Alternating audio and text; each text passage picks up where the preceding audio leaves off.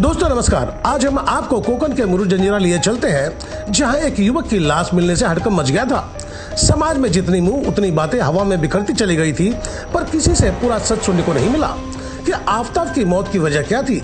बात यहीं खत्म नहीं होती। आफताब की माता और उनके भाई को यही लग रहा था कि आफताब को मौत के घाट उतार दिया गया है। आफताब की मौत क्यों हुई और इस बात की हकीकत जानने के लिए आफताब के परिवार भी छटपटा रहे थे, ताकि हकीकत का पता चल सके।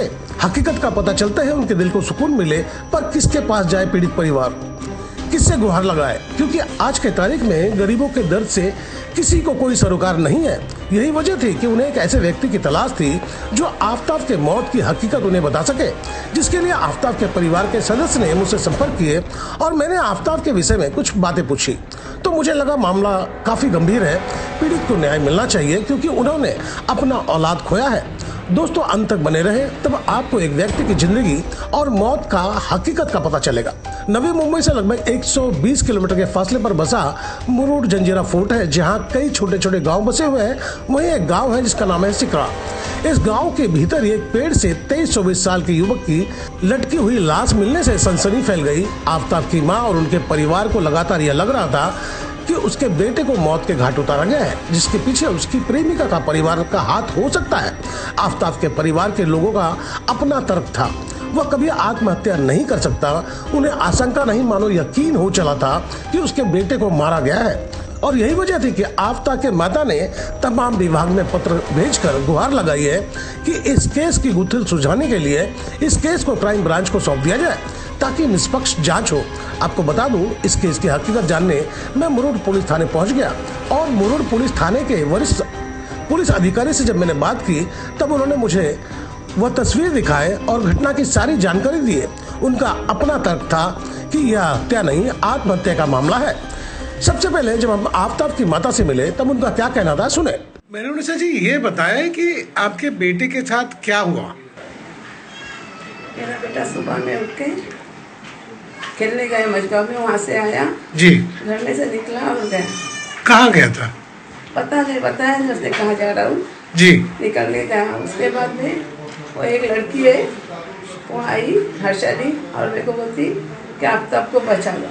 अच्छा, मैं बोली क्या हो गया, बचा लो। हाँ। तो मतलब बोलते मुझे पता नहीं, उसको बचा लो, बस इतना ही बोल के चली गई। अच्छा, कैसे पता चला कि आपके बेटे ने किसी पेड़ के फंदे में लटक के जान दी है या किसी ने हत्या कर दी है? इस बात की जानकारी आपको कैसे मिली? आर-पार को पता चला। मेरा बहन का लड़का जी। घर पे आके गया जी। बोले क्या चला, घर में सब ठीक है? बोले हाँ, हम लोग बैठे हुए थे। तो आर-पार को पता चला कि ऐसा हो गया। उसने पुलिस स्टेशन में फोन लगा के पूछा कि क्या हो गया, तो उन्होंने बताया आफताब का ऐसा हो गया। जी, अब आप एक साफ शब्दों में आपसे ये जानना चाहेंगे, आप ये बताएं, आपको क्या लगता है, आपका बेटा इतना कमजोर था कि वो आत्महत्या कर लेगा या किसी ने मारा है उसको? क्या लगता है आपको? ऐसा हो ही नहीं सकता, मेरा बच्चा इतना कमजोर नहीं था। जी। मेरा बच्चा कमजोर नहीं था, मेरा बच्चा ऐसा कर ही नहीं सकता है। मेरे बच्चे को हादसा हो गया। तो किसके ऊपर आपका शक जाता है, कौन हो सकता है इसके पीछे? उसके पीछे वो हर्षा और उसका भाई, इसके वो और कोई साथ में होंगे वो मुझे पता नहीं, लेकिन उसके भाई ने उसको दम दिया था जी। कि तू आजा, इधर आजा, उधर आजा, ऐसा बोला था उसको। जी। मेरे बच्चे को तो हादसा हो गया है। अच्छा ये बताइए, पुलिस का सहयोग मिला कि नहीं आपको? पुलिस का रवैया कैसा था आपके साथ? पुलिस के पास हम बार बार जाते, इधर उधर घुमा के हमको वापस लगा देते। हमसे कोई पूछताछ नहीं, कुछ नहीं। यही अगर कोई किसी के साथ अगर होता था, एक्सीडेंट होता, कुछ भी होता था, तो लोग फौरन एक्शन लेते थे, फौरन अंदर कर देते थे। मेरे साथ में कोई एक्शन वगैरह कुछ नहीं किया पुलिस लोग ने। वहीं आफताब के भाई ने क्या कहा वो भी सुन ले। ये बताइए क्या हुआ था आपके भाई के साथ? सुबह में वो एक लड़की आई थी फ्राइडे के दिन। जी। फ्राइडे के दिन लड़की बोली कि आपके भाई को बचा लो। हाँ। वो बोल दी और चल दी घर पे। पर किससे बचा लो, इस तरफ की कुछ बात बोली नहीं बोली, सिर्फ बोली कि मेरे भाई को, तुम्हारे भाई को बचा लो तुम। हाँ। और चली गई। उसके बाद हमारे को रात में ऐसा पुलिस वाले को फोन किया, जो पुलिस वाले ने बताया हमको कि ऐसा तुम्हारे भाई के साथ घटना हो गई है। आप जब घटना स्थल पर गए तो क्या देखा आपने?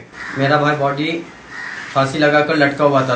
आपको लगता है उसको देखने के बाद कि कोई आदमी खुद से ऐसा फांसी लगा के लटक सकता है? नहीं कर सकता ऐसा। क्यों, क्या दिखा है आपको ऐसा?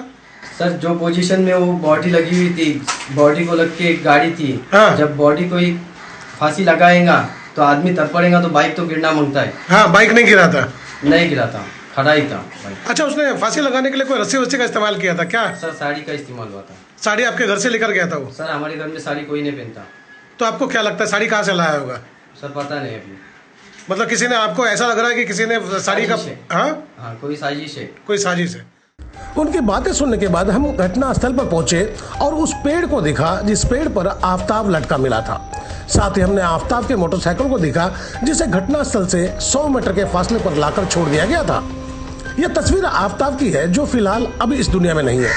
आफताब आज से 1.5 साल पहले एक मुस्लिम युवती के साथ शादी कर चुका था, लेकिन उसका प्रेम संबंध एक हिंदू लड़की के साथ भी था।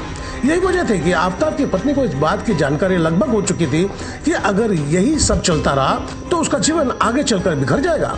इसलिए अपने पति की प्रेमिका से पीछे छुड़ाने के लिए आफताब की पत्नी छटपटा रही थी और उसने आफताब की पूर्व प्रेमिका को अपने पति से दूर रहने की हिदायत दे चुकी थी। वह भी घटना के मात्र 1 दिन पहले यह सब हुआ था और अंत में आफताब पेड़ पर लटका मिला। इन्हीं बातों की वजह से आफताब के परिवार के जहन में शंका घर कर गई है कि कहीं आफताब की प्रेमिका के परिवार ने मिलकर कहीं आफताब को निपटा तो नहीं दिया। हम आफताब के परिवार से मिले और उन रास्तों से होते हुए घटनास्थल पर भी पहुंचे। तब निर्जन स्थल पर वो पेड़ देखा जहां आफताब अपनी जिंदगी के आखिरी पल गुजारने के बाद इस दुनिया से रुखसत हो गया था।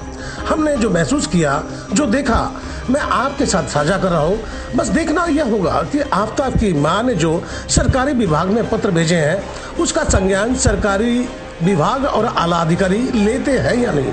मैं आपको बताना चाहूँगा कि मैं फिलहाल इस वक्त मुरुड जंजीरा पहुँच गया हूँ और मुरुड जंजीरे में एक आफताब नामक युवक की मौत का मामला है जिसे पुलिस आत्महत्या बता रही है। लेकिन पीड़ित के माता का कहना है कि मेरा बेटा आत्महत्या नहीं कर सकता। यही वजह रही कि मैं मुंबई से निकलकर मुरुड जंजीरा तक हकीकत जानने पहुंच गया कि आखिर अगर एक युवक की लाश मिली है तो उसके पीछे क्या क्या वजह हो सकती है। हम जब उसकी मां से मिले तो मां ने साफ कहा कि मेरा बेटा किसी साजिश का शिकार बन गया। वजह यह थी कि आफताब, उसके पत्नी और साथ में एक प्रेमिका का आ जाना, जिसकी वजह से घर में अशांति हो गई थी और बात इतना तूल पकड़ा कि झगड़े तक पहुंच गई। और इसी झगड़े की वजह से कहीं आफताब को ठिकाने तो नहीं लगा दिया गया। हालांकि ये ऐसा मेरा सोचना है, लेकिन पुलिस की जांच के बाद कुछ नतीजे तय होंगे, क्योंकि आफताब की माता ने मुरुड पुलिस के ऊपर से उनका विश्वास नहीं है और यही वजह रही है कि उन्होंने आला अधिकारी को पत्र सौंपे हैं कि मेरे बेटे की मौत की जांच सीआईडी से या क्राइम ब्रांच से कराया जाए।